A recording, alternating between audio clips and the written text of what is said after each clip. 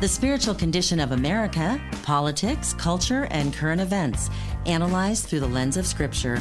Welcome to the Alex McFarland Show.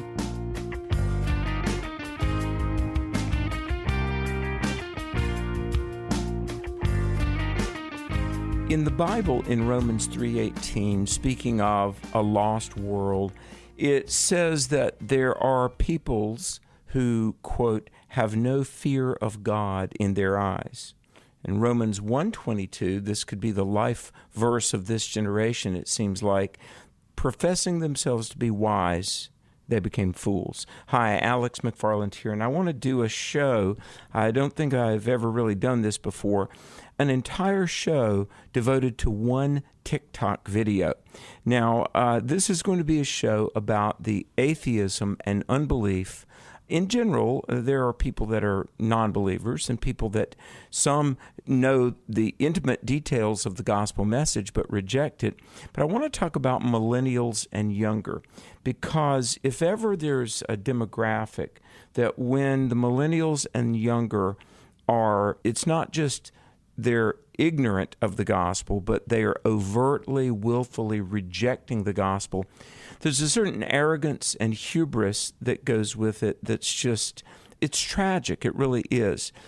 Because so very often they can be just vehemently opposed to Christianity and not just saying, I don't believe in Christianity or I don't trust the Bible, but denigrating God and Jesus. And we've talked about it before, the fact that they, very often the atheists that are online and atheists that I meet at the grocery store or at university campuses, they delight, in fact, they seem to relish blaspheming God and slandering God, and just the vehemence with which they want to curse God, the God that they say doesn't exist, speaks to the reality, the spiritual dynamic of it.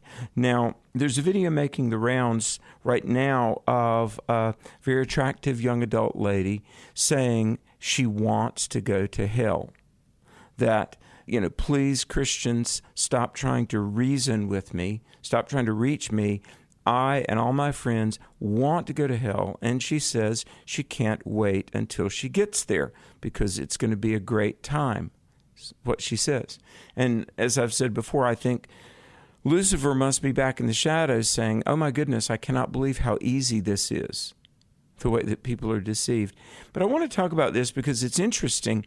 As I got this video and several people shared it with me, and I'm going to go point by point some of this young lady's, quote, arguments against Christianity, because they're just not solid at all. The very same time, I've been getting a lot of videos in my inbox of the late Christopher Hitchens. Now, 20 years ago, there was what some called the atheistic renaissance. There was Richard Dawkins, and he wrote a book called The God Delusion. Belief in God is like a mental problem. And there was Sam Harris, A Letter to a Christian Nation. And there was Christopher Hitchens, who on a level I knew, we brought him into a debate. I debated him. I moderated a debate between he and Dinesh D'Souza. Dinesh, a dear friend and a brilliant Christian thinker. Then I had Christopher Hitchens on the radio on 2 occasions, and then I emailed back and forth with him as he was dying of cancer. And in one email, he thanked me for praying for him. So, there's a whole nother story for those who view Christopher Hitchens as a bit of a champion atheist. For those of us that met him and actually knew him, there's a little different story, because off stage, off mic, he wasn't the swashbuckling unbeliever with bravado that you think. He had a beautiful English accent. There was this wonderful, British cadence to his voice. And Hitchens could sound impressive. But, I've been getting people send me all these videos of him, and frankly, some sound bites I've not looked at in at least 10 or 12 years. And, my heart was kind of heavy because Hitchens was not near the intellect that many thought he was. And he certainly wasn't the intellect that he himself fancied that he was. In fact, there is from the Middle Ages a principle called Occam's razor. And that's a whole nother story. But atheists love to wheel out what they call Hitchens' razor. as if Hitchens came up with a philosophical dictum that will stand the test of time. It won't. It's not stood the test of 10 years. But Hitchens would say that which is asserted without evidence can be dismissed without evidence. It's as if we're saying God must exist, and therefore you ought to believe it. And Hitchens is essentially saying, well, you have no evidence, therefore I can ignore it without my disproof of God. He was saying in many millennials that if the extent of their theological knowledge doesn't go beyond YouTube, they'll say, well, that must disprove Christianity. Oh my goodness, Christopher Hitchens with one little sentence. That which is asserted without evidence can be dismissed without evidence. No, there is a burden of proof on you, Mr. Atheist. If the atheist says there is no God, the Bible is false, Jesus didn't rise, Jesus didn't live, okay, great.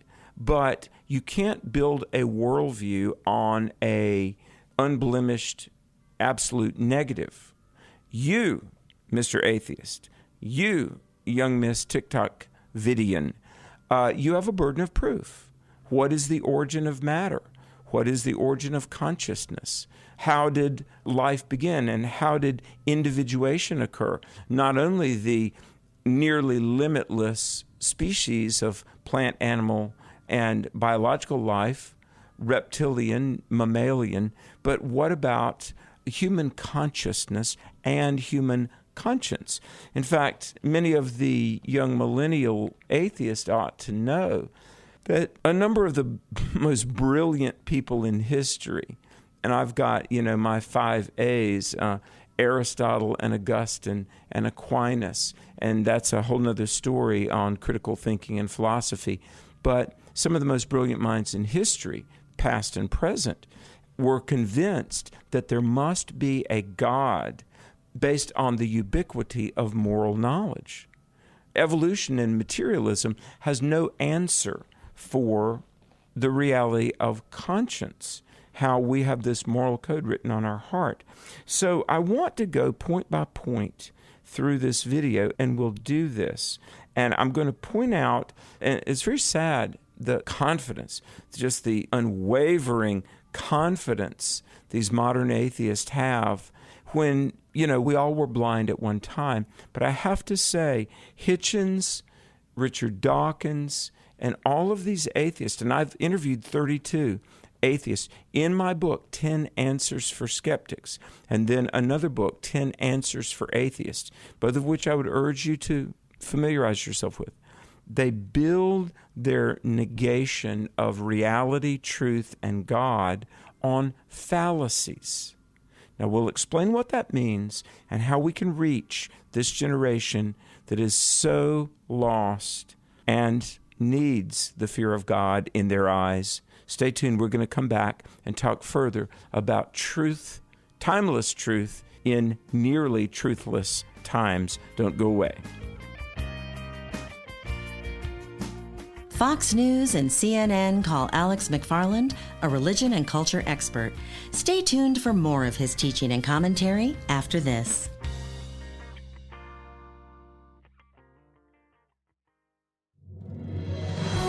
Christian author and speaker Alex McFarland is an advocate for Christian apologetics. Teaching in more than 2,200 churches around the world, schools, and college campuses, Alex is driven by a desire to help people grow in relationship with God. He arms his audiences with the tools they need to defend their faith, while also empowering the unchurched to find out the truth for themselves. In the midst of a culture obsessed with relativism, Alex is a sound voice who speaks timeless truths of Christianity in a timely way. With 18 published books to his name, it's no surprise that CNN, Fox, The Wall Street Journal, and other media outlets have described Alex as a religion and culture expert. To learn more about Alex and to book him as a speaker at your next event, visit alexmcfarland.com, or you can contact us directly by emailing booking@alexmcfarland.com.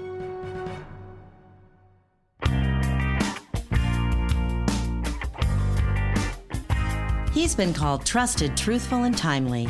Welcome back to the Alex McFarland Show.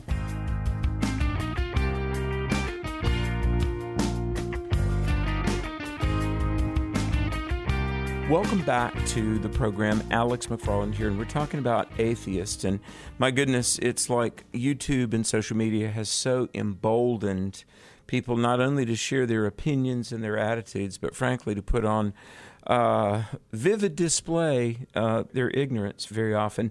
And I don't say that haughty because, look, we've all believed things that are true, partially true, and sometimes entirely false. But I want to go through the points made by this TikTok influencer, quote unquote, about how she wants to go to hell. And as I said in the previous segment, Christopher Hitchens, I've got to share this. I'll never forget the first time we met, and I was moderating a debate between he and Dinesh D'Souza. And Angie and I picked him up, and we spent some time in my office. Here's a guy that was nominated for many awards in journalism, wrote for Harper's, and was this really kind of a bon vivant. He was on firing line with William F. Buckley. But on some levels, I respected Hitchens because he wrote a biography of Thomas Jefferson, which is a good read, Thomas Jefferson, Author of America, by Christopher Hitchens. And in the first chapter, Christopher Hitchens, the atheist, said America was founded as a Christian nation. But we go to my office, I'll never forget, he was shaking like a leaf. He was trembling. And I don't view myself as a very intimidating person, but I've heard stories of how like evangelist D.L. Moody or Charles Finney or Billy Graham, and I'm not necessarily comparing myself to those guys, but how when a minister like a D.L. Moody would go before the infidels of Oxford, and Moody did that they would tremble in fear. And I'm not saying that I want people to tremble in fear in my presence, but I was struck. We were having a friendly conversation. We had a meal. We're going to go, and I'm going to simply be the moderator as Hitchens debated Dinesh D'Souza. And Hitchens was trembling like a little boy sent to the principal's office. And Angie and I did everything we could to put him at ease, and we talked about Beatle music. And Christopher Hitchens said to me, he said, "Are you allowed to like the Beatles?" And I said, "Hey, God took away my sins, not my taste in music." And he laughed, and we tried to put him at ease. It was clear that being in the presence of Christians nearly terrified him. Now, Richard Dawkins, one last little anecdote, is very sad because in 2011, I was on the road speaking in California, and the news hit that Hitchens had died.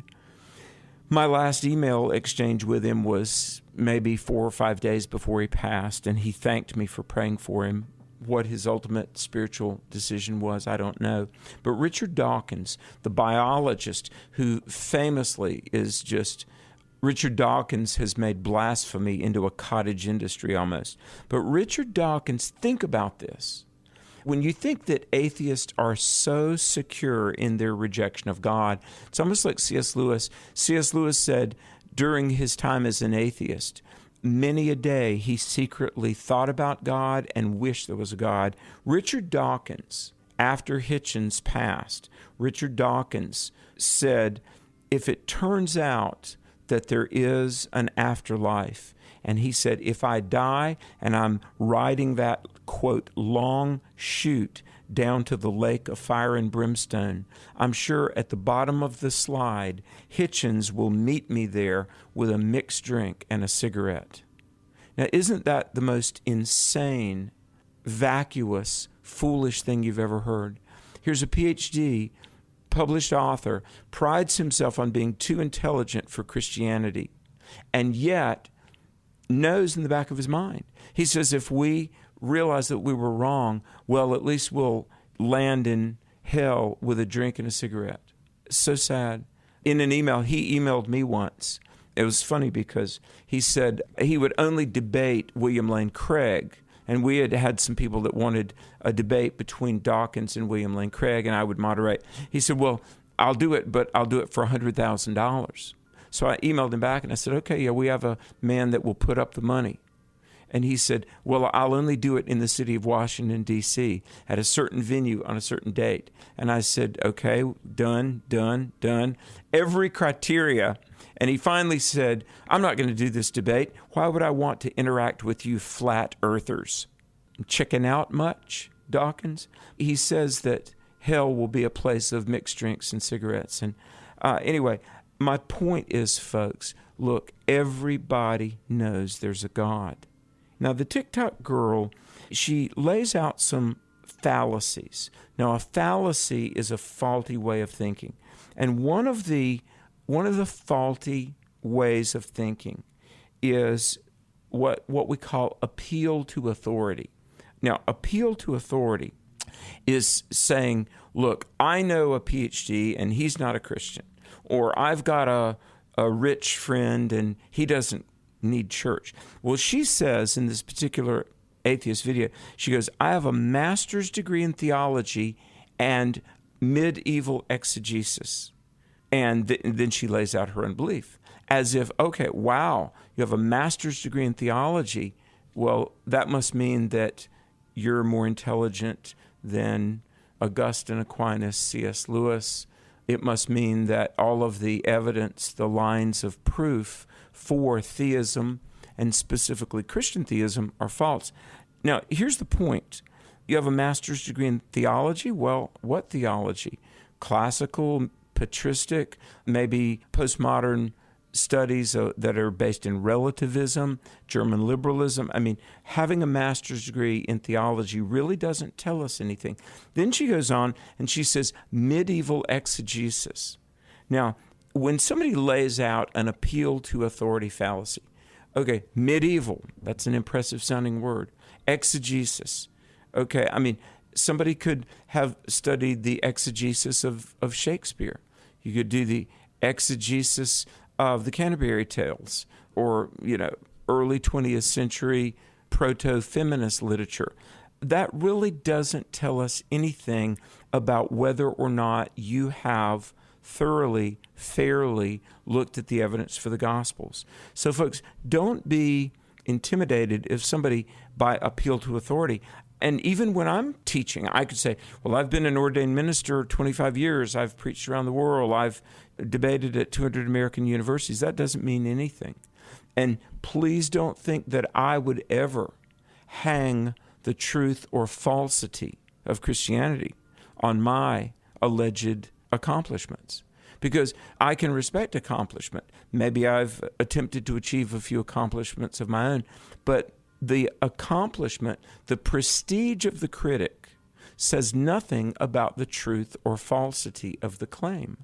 A person with no formal training in historiography could tell us truth about George Washington, and a person with a PhD in history might be wrong about George Washington. Now, we've got to pull away. We're going to come back and we're going to talk about 4 more fallacies that not only the TikTok influencers commit, but many atheists in general. Stay tuned. Alex McFarland here on Truth for a New Generation. We're back after this. Fox News and CNN call Alex McFarland a religion and culture expert. Stay tuned for more of his teaching and commentary after this.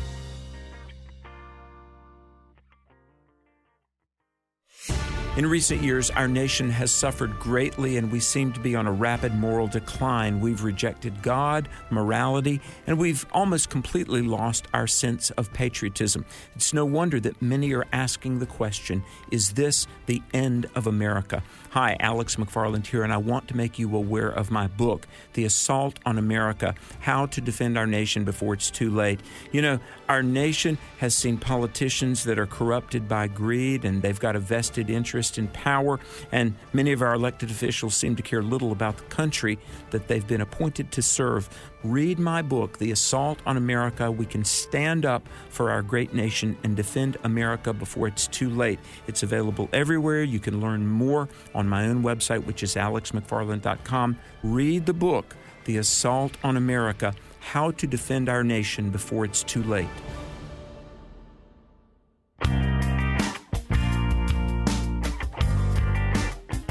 He's been called trusted, truthful, and timely. Welcome back to the Alex McFarland Show.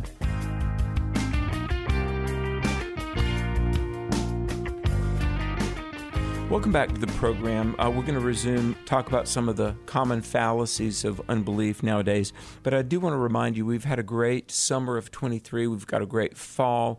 Even as you're hearing this broadcast, I'm coming back from a number of conferences. I'm headed to Liberty Christian Academy, and then we're going to Arkansas for a crusade. So if you go to my website, alexmcfarland.com, there's our travel schedule, our broadcast schedule, but also there's a tab, and it says, what does God say about my relationship with Him? And then we've got a printed book with the same content. It explains what the gospel is, how to have a relationship with Jesus Christ, not only how to come to Christ, how to come back to Christ. The printed book, we've given out, well over 200,000 of these, and then online, it's there. What does God say about my relationship with Him? If you need spiritual help, you can read How to Know the Lord Jesus Personally, or we'll send you one of those. But I want to say to everybody listening, what a joy to see people coming to Christ. Millennials, former atheists, and I've got the story of an atheist who just accepted Jesus Saturday night, 2 days ago. And so we need your help, folks. Would you link arms and stand with us? Just like over the summer, we had the joy of ministering to more than 1,200 teenagers, middle schoolers, high schoolers, and we're starting the Viral Truth Clubs. You can check out that website at viraltruth.com. But folks, help us. Let's stand together. Broadcasts, events, publishing, equipping people. Every day we're involved in the lives of people, and the gospel is free, but it does take money to deliver that free message. So if you would give a tax-deductible contribution, you can give securely online at alexmcfarland.com, or you can mail a check, if you would, just to TNG, as in Truth for a New Generation. Just write a check to TNG, P.O. Box 10231, Greensboro, North Carolina, 27404. Please know that every gift is gratefully received, faithfully handled, and fruitfully used for the gospel and for America. Well, folks, a fallacy, we talked about appeal to authority, but then there's another fallacy called the straw man fallacy. Now, a straw man is not hard to knock down. Imagine you put up this mannequin made of hay, and that's easy to knock down. What so many online do, they'll say, well, Christianity is just wishful thinking for those that have daddy issues. Well, no, maybe there are some people that believe in God because they want a father so badly, they want a heavenly father. But that does not deal with the empty tomb, fulfilled prophecy, the preservation of the Bible, the coherence that creation had a creator, moral law came from a moral lawgiver. I mean, there is so much more. And so very often the atheists will create this caricature. They'll say, well, oh yeah, I'm sure I'll go Sunday morning and listen to some preacher, some wordsmith who just wants to get old ladies' money. Well, there are some charlatans in religion. There are some charlatans in academics. But that's a straw man. The other thing that this atheist says is, and this really shows her ignorance, and I'm not saying that in a pejorative sense. I'm simply saying she's uninformed. But she says, you say creation had a creator. Well, you've only kicked the can down the road, because if God made everything, who made God? Well, there is a fallacy called similarity does not equal sameness. In other words, we say creation had to have a creator. And this particular video that I'm referencing, she says, well, if everything needs a creator, then that must mean that God needs a creator too. Okay, there are two fallacies at play here. One is the fallacy, the assumption that similarity equals sameness. It's like a chair has 4 legs. My dog Esther has 4 legs. They're similar, but they're not the same. So when we're saying that creation had to have a creator, the creator is not the same as the creation. But the other fallacy that is going on here is a fallacy called conflation. Now, when you conflate two things, you get two dissimilar things, and you mistake them as identical. You see, here's the difference between the created world. We know the universe had a beginning. And by the way, in the scientific world, there are a lot of people nowadays arguing against Einstein's Big Bang. Listen, I believe in the Big Bang. As my friend Frank Turek says, I just know who the banger was. The universe had a beginning, and there had to be something prior to time and space, matter, history, to initiate. In other words, this effect had to have a cause. The cause of the universe had to be beyond time, not bound by space and matter, all-powerful, and personal, as William Lane Craig and J.P. Moreland argue from the another line of thought called the Kalam argument. God must be personal because he created persons. All right, but here's the thing. God, unlike the temporal world, doesn't need a cause, because this temporal world is what we call contingent. It's dependent. The oak tree was dependent on the acorn. The baby was dependent on the parents. So you go back, everything. The fish was dependent on the eggs during the spawning period, being fertilized. But there had to be an uncaused cause. Otherwise, you have a problem called an infinite regress. Now, the TikTok video people, they'll say, well, it's a mystery. Life's a mystery. But look, to try and say there's no conclusion, what you're saying is you've reached a conclusion, that you're just not going to deal with it. So nobody created God because God is non-contingent. He's not temporary. He's not dependent on anybody else or anything else. One other thing that the TikTok atheist, she said, why should we in the 21st century believe first century Palestinians, because they didn't even know there were germs? That's what she says. Well, first of all, we're not basing Christianity on Palestinians because the notion of Palestine didn't even exist till the 20th century. And by the way, Islam didn't exist until 622. So when we're talking about Christianity, the Jews had been in the land 3,000 years before the birth of Christ. Jesus, the most documented life of the ancient world. And by the way, ma'am, they certainly did know about germs and toxins and pathogens. If you read in the Pentateuch, God laid out very specific rules about hygiene. That's why very often the Jewish people in the ancient world during plagues, they thrived and survived because they knew to dig their wells away from the latrine. So many things we could say. The fallacies are just, it would nearly be laughable if it weren't so pathetic and tragic and sad. Now, one last thing. Saturday, I was speaking at a conference. It had been a very rigorous 3-day event. I was at my book table packing up, and a man came up. His name was Ray, and he was about 25. And he said, I came at the insistence of a friend. You're a good speaker. I didn't expect this. I do want to say you were an interesting speaker, but I'm an atheist. And he's typical of the 20-something atheist, but this guy was different in that he was open. And I said, well, with all due respect, may we talk about your atheism? He said, sure. And I said, why are you an atheist? We began to talk about that. And I asked him, I said, are you looking for truth? And he was very honest. He said, I don't know. What do you mean? I said, well, truth is that which corresponds to reality. In other words, it's the way things really are. Are you looking for truth? And if you found it, would you respond? And he said something that is common. He said, well, it's not about the destination, it's about the journey. Now, that's an assumed artful way of saying, I don't want to reach a conclusion. And I said, well, really, a journey means nothing unless you have a destination that you're going to reach. Otherwise, you're just going around in circles. I said, for the evidence regarding Jesus, the destination is a personal relationship with the true and living God. I shared the gospel.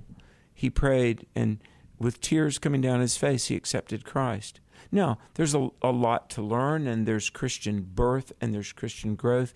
But folks, this is not just a semantical game. This is not just doing mental gymnastics and trying to play some sort of intellectual chess with people.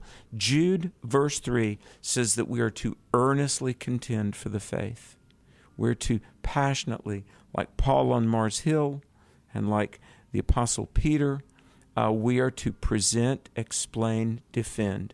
And our ministry, now for 25 years, we've existed to help people be prepared to do that. Folks, join in the cause and be a witness and help us to empower a generation of Christian defenders as well. May God bless you. Alex McFarland Ministries are made possible through the prayers and financial support of partners like you. For over 20 years, this ministry has been bringing individuals into a personal relationship with Christ and has been equipping people to stand strong for truth. Learn more and donate securely online at alexmcfarland.com.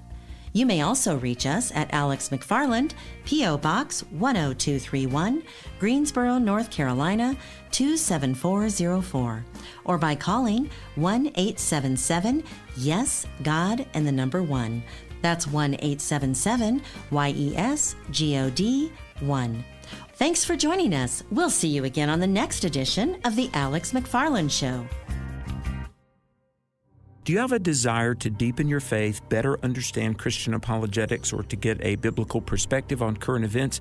Well, I've tried to make it simple for you to do just that. On my website, alexmcfarland.com, there's a new section called Ask Alex Online. It's simple, it's clean, and you can read my answers to common questions about God, faith, and the Bible. So visit the website, alexmcfarland.com, and look for the section that says Ask Alex Online.